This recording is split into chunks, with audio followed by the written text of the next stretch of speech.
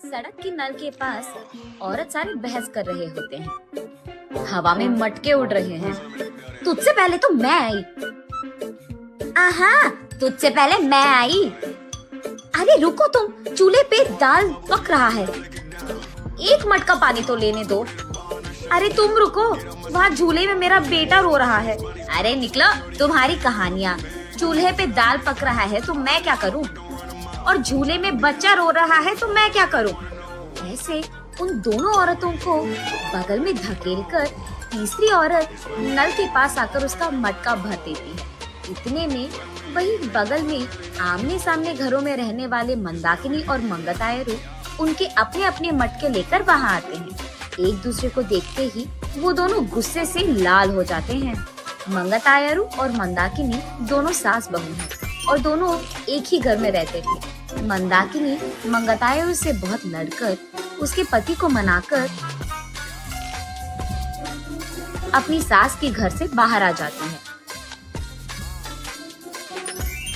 दोनों का अतीत उनके सामने आता है। एक मटका पानी लाने के लिए इतना नाटक करती थी। जब भी कुछ काम बोलूं, यहाँ दुख रहा है, वहाँ दुख रहा है कहती थी। और अब देखो, मेम साहब सुबह ही उठकर मटका में पानी भरने नल के पास आ रही है। सुबह उठते ही सारे पकवान को भैंस की तरह खाती रहती है, चीजों को यहाँ से वहाँ तक नहीं लगाती है। लेकिन अब देखो, भैंस चल के आ रही है मटके पानी के लिए। ऐसे एक दूसरे को कोसते हुए वो दोनों नल के पास आते हैं। सबसे पहले मंगतायरू पानी के लिए उसकी मटका नल के नीचे लगाती है। लो, आ गई भैंस। आते ही अपना मटका लगा दिया इसने नल के नीचे, जैसे इसका बाप का जागिर हो। ऐसे उसका मजाक उड़ाकर मंगतायरू की मटके को एक जोर का झटका देती है। बस मटका ऊपर उड़कर नीचे गिरता है। बाप रे, कितनी घमंडी है ये। मेरे ही बेटे के पैसे खाते हुए मुझे भैंस कह रही है, और ऊपर से मेरे ही लड़के को लात मारा तुमने। ऐसे कहते हुए मंदाकिनी की मटके को भी जोर का झटका देती है। मंगतायरू, मैं तुम्हारे बेटे के पैसे नहीं खा रही हूँ, तुम ही मेरे पति के पैसे खा रहे हो। मेरे सारे बनाए हुए पकवान को सुबह से रात तक खाती रहती है तो भैंस की तरह ही दिखेगी ना। भैंस कहीं की मेरे ही मटके को लात मारती है। इतनी घमंडी है तू। मटके को ही नहीं, अगर मेरी सटकी ना, तेरे को भी मारूंगी, समझी? हाँ, जरूर मारेगी। इतनी घमंडी जो है।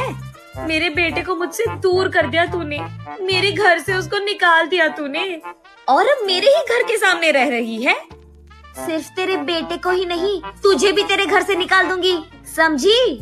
मुझसे पंगा लेगी ना, ऐसे ही होगा। तू तो जरूर करेगी, घमंडी औरत, बंदर मुंह वाली कहीं की। तुझे देखकर ऐसा लगता है कि भैंस को कपड़े पहनाए हैं, और तू मुझे बंदर कह रही है। भैंस कहीं की मुझे भैंस कह रही है, मुझे बंदर कह रही है। ऐसे वो दोनों एक दूसरे से लड़ते हुए एक दूसरे के बाल पकड़कर लड़ते लड़ते नल के बगल में मौजूद कीचड़ में गिर जाते हैं। ये सब दूर से देख रहे बाप बेटे दोनों एक दूसरे को देख हंस पड़ते हैं। मंदाकिनी घर में सारा काम करते हुए रहती थी। उसे देख मंगतायरू, क्यों बहू, लगता है कि नल में ना पानी खत्म हो जाएगा, जाकर 2 मटके ले आ बेटी। ऐसे ऑर्डर देती थी मंगतायरू। मंदाकिनी के हाथों बनाए सारे पकवान खाते हुए वो हमेशा शिकायत करती थी कि इसमें नमक कम है और इसमें मिर्ची ज्यादा है, ये तो बहुत तीखा हो गया, ये तो बहुत मीठा है। उसके शिकायत सुनने के 2 दिन बाद तक मंदाकिनी रसोई घर का मुंह भी नहीं देखती थी, रूठकर अपना मुंह लटकाती थी।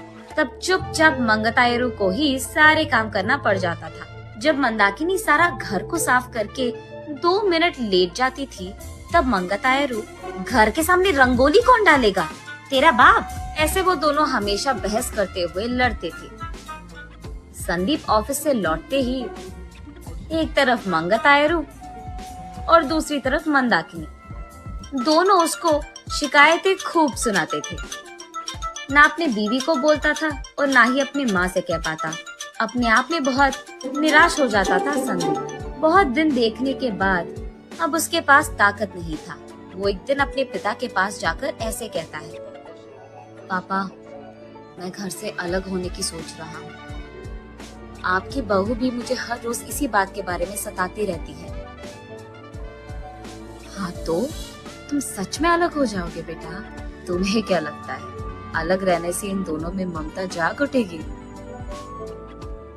ममता और प्यार भले ही बाहर ना आए, लेकिन इन दोनों को इतना तो समझ आएगा कि एक दूसरे के बिना अपने अपने घरों में अकेले रहते हुए सारे काम अकेले करते हुए कितना मुश्किल है। अब दोनों को समझ में आना है ना पापा कि अलग रहना कितना मुश्किल है। ऐसे कहता है। हाँ ठीक है, तुम्हारी मर्जी, लेकिन अभी के अभी कहाँ जाओगे बेटा? मैं कहाँ जाऊंगा, हमारे घर के एकदम सामने जो घर है उसमें किराए पे रहूंगा। ऐसे बाप बेटे दोनों ऐसी योजना बनाते हैं जिनसे सास बहू अनजान है।